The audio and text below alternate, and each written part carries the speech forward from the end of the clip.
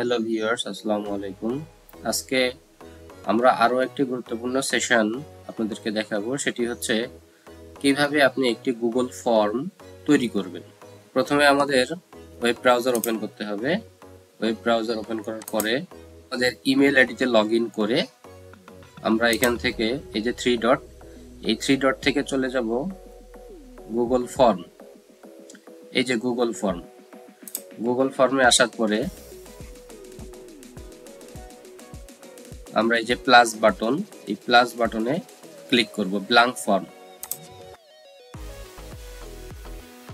ফর্মে ক্লিক করার পরে আমাদের সামনে এরকম একটা ইন্টারফেস আসবে।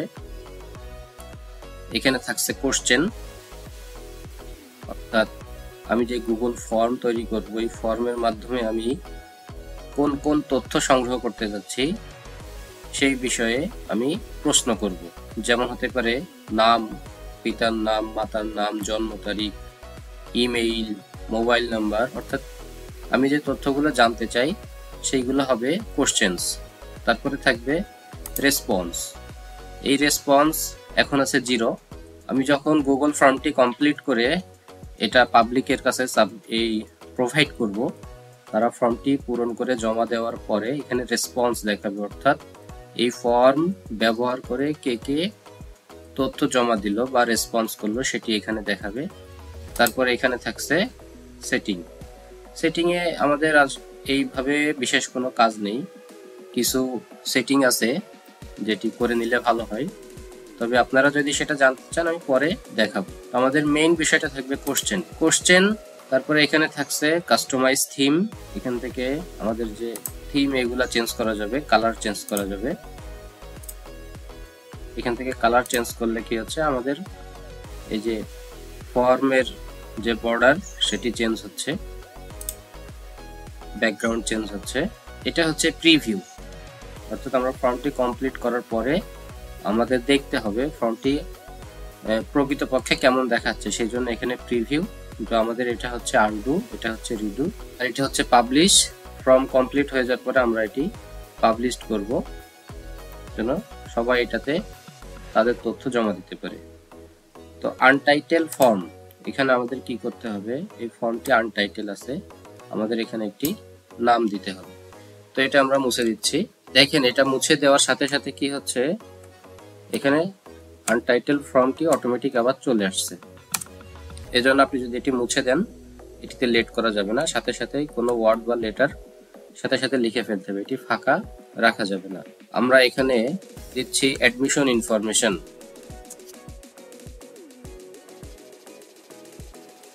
অ্যাডমিশন ইনফরমেশন লেখার পরে আমরা পূর্বের অংশটুকু ব্যাক স্পেস দিয়ে মুছে দিলাম। ফর ডেসক্রিপশন, এখানে একটা বর্ণনা দিতে পারেন বা বর্ণনা দিতে বলে অনেক সময় অ্যাসেসমেন্টে। আমরা টাইটেলটি ইংলিশে লিখলাম, আমরা চাইলে ফর্ম বাংলাতেও করতে পারি, সেই জন্য আমাদের ইউনিকোড করতে হবে। এখানে বাংলা ইংলিশ দুইটাতে লেখা যায়, আমি এখানে বাংলাতে লিখে আপনাদেরকে ব্যাপারটা বুঝিয়ে দিচ্ছি। তার জন্য আমি Ctrl+Alt+V প্রেস করলাম।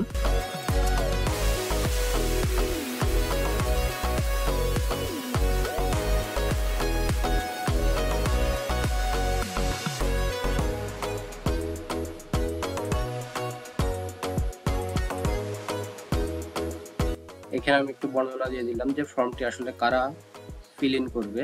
যারা কম্পিউটার অপারেশন লেভেল 3 কোর্স করতে চায় তারা ফর্মটি পূরণ করবে।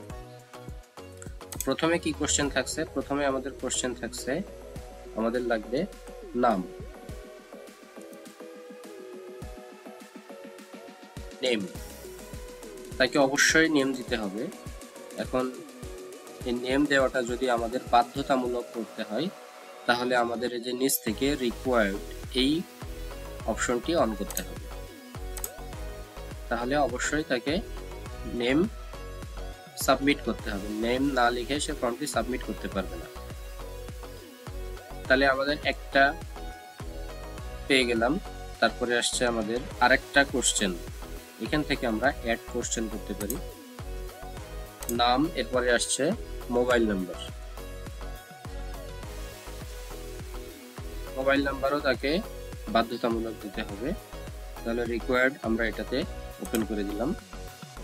তারপর আরেকটা কোশ্চেন, যদি আমাদের এখানে লিখতে হয় ইমেইল, ইমেইল দেওয়াটা আমরা বাধ্যতামূলক করলাম না, আমরা রিকোয়ার্ড এই অপশনটি অফ রাখছি।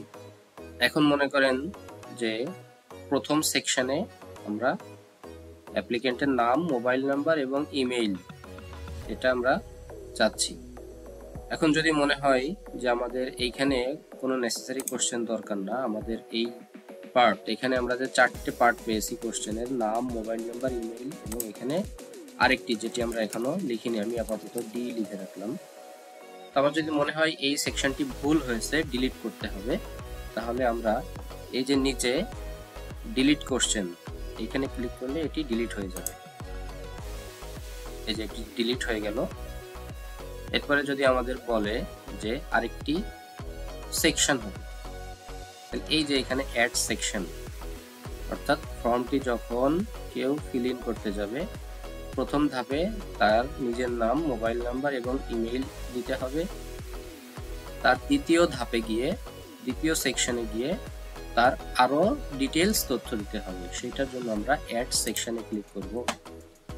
অ্যাড সেকশন, অ্যাড সেকশনে আনটাইটেল সেকশন, এখানে চাইলেও আপনারা একটা টাইটেল দিতে পারেন। আমি একটা টাইটেলের নাম দিয়ে দিই পার্সোনাল ডিটেইলস। পার্সোনাল ডিটেইলস এই সেকশনে আমার যে কোশ্চেন, সেই কোশ্চেনটা আনতে হবে, এই জন্য আমি এখানে প্লাসে ক্লিক করব। কোশ্চেনের অপশন এসছে, এখানে আমি ফাদার্স নেম দিতে পারি। ফাদার্স নেম, ফাদার্স নেমটাকে বাধ্যতামূলক দিতে হবে। এরপরে দিতে পারি মাদার্স নেম, মাদার্স নেমটাও তাকে বাধ্যতামূলক দিতে হবে। তারপর আর একটা কোশ্চেন, এনআইডি নাম্বার,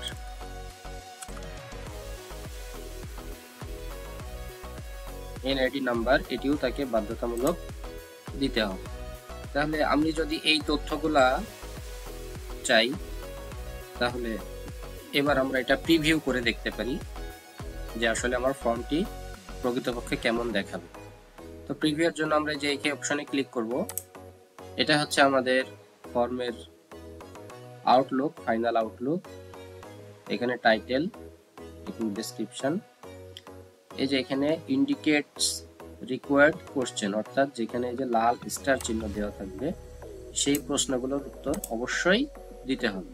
যেমন আমরা নেম রিকোয়ার্ড করেছিলাম, মোবাইল নাম্বার রিকোয়ার্ড করেছিলাম, ইমেল আইডিটি রিকোয়ার্ড করেছিলাম, সেক্ষেত্রে ইমেল আইডি না দিলেও সমস্যা নেই। এই তথ্য পূরণ করার পরে নেক্সটে ক্লিক করলে আমাদের দ্বিতীয় পার্টে যাবে। তো আমরা এখানে নেম পূরণ করে দেখি।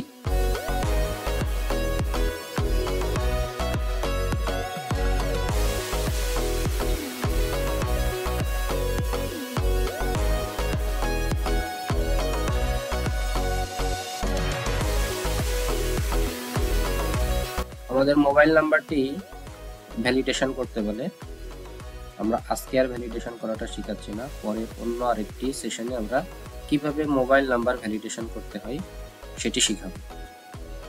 তো আমি ইমেল আইডি রেখে নেক্সট করতেছি। এরপরে দিচ্ছি আমি ফাদার্স নেম, এরপরে দিলাম মাদার্স নেম, এরপরে দিচ্ছি এনআইডি,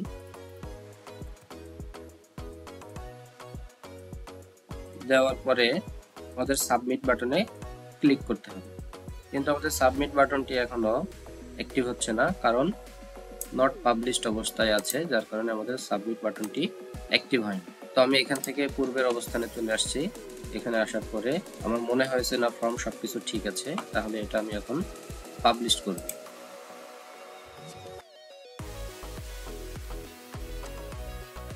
ফর্মটি পাবলিশ করে দিলাম। এবার এই যে লিংক, এই লিংকটা আমি কপি করব, অর্থাৎ আমার যে ফর্ম পূরণ করতে গেলে কোন লিংকে আসার পরে সে ফর্মটি পাবে এটি আমি কপি করব। এখানে শর্টেন ইউআরএল, এটাতে ক্লিক করলে আমার লিংকটি ছোট আকারে চলে আসবে। ছোট হয়ে গেল, এটা আমি কপি করে নিলাম। কপি করে নেওয়ার পরে এটি আমি কোনো কমিউনিকেশন মিডিয়া ব্যবহার করে সেন্ড করব, সেটা হোয়াটসঅ্যাপ, ইমো, মেসেঞ্জার ইমেইল বা মোবাইলের টেক্সট মেসেজও হতে পারে। লিঙ্কটি যাদের কাছে পৌঁছাবে তারা সবাই এই ফর্মটি পূরণ করতে পারবে। ঠিক আছে, ধন্যবাদ সবাইকে সেশনটি মনোযোগ দিয়ে দেখার জন্য।